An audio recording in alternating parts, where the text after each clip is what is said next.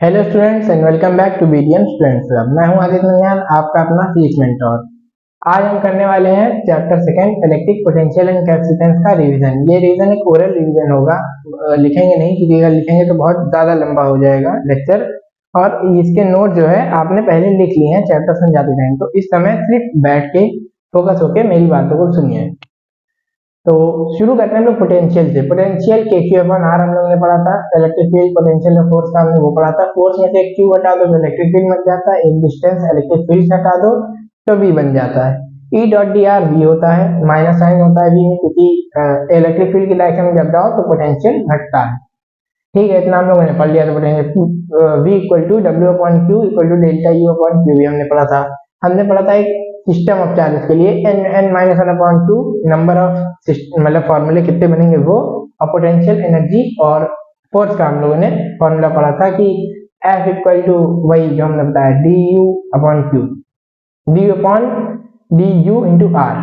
ठीक है, F dot D R F upon R equal to U, ये ऐसा फॉर्मूला हम लोगों ने पढ़ा था।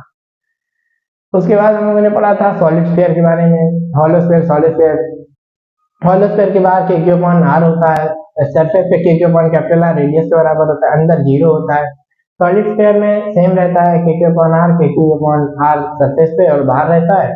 अंदर क्या रहता है, K Q into 3 capital R square minus small R square upon 2 capital R का क्यूब। ये फॉर्मूला हम लोगों ने पढ़ लिया था। अब रिंग के लिए K Q upon under root R square plus X square जो होता है पोटेंशियल फॉर्मूला, वही होता है रिंग के लिए। सेंटर पे 3/2 के क्यू अपॉन आर हो जाता है।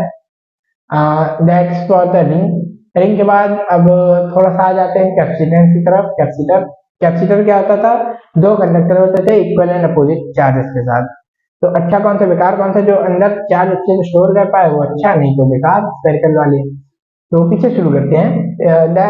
पहले प्लेट कैपेसिटर एक दूसरे प्लेट के ऊपर कितना फोर्स लगाते हैं, Q square upon 2 epsilon not.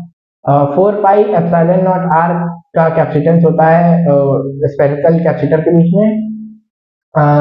और हम लोगों ने कैपेसिटर का पैरेलल और सीरीज कॉम्बिनेशन पढ़ा। सीरीज में 1 upon C net equal to 1 upon C net plus 1 upon C two ऐसे हो जाता था, और पैरेलल में 1 नॉर्मल ऐड हो जाता था, C net equal to C one plus C two plus C three dot dot dot.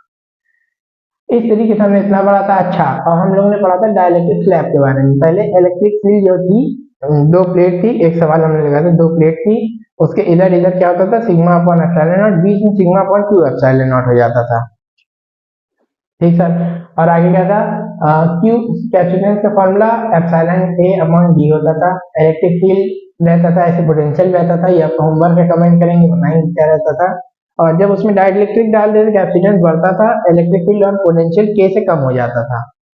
ठीक, और उसका फॉर्मूला कैपेसिटेंस का फॉर्मूला जब दो या दो ज्यादा डाइलेक्ट्रिक स्लैब डाल दिया जाए, epsilon not a upon total distance D में से दोनों की थिकनेस, दो स्लैब मान लो T1 T2 थिकनेस के, तो D minus T1 plus T2 upon 1 और plus T1 upon K1 plus T2 upon K2। ऐसे मैंने आपको अच्छे से याद कराते ही थी। So that's all for the revision. पूरा रिवीजन इतने में हो चुका है। एक बार आप नोट से पढ़ लेंगे तो आपको अच्छे समझ में आ जाएगा। बाकी इसके सवाल मैं आपको इसकी नेक्स्ट टाइम पे करवा दूंगा। Okay students, that's all for today. Thank you and have a nice day.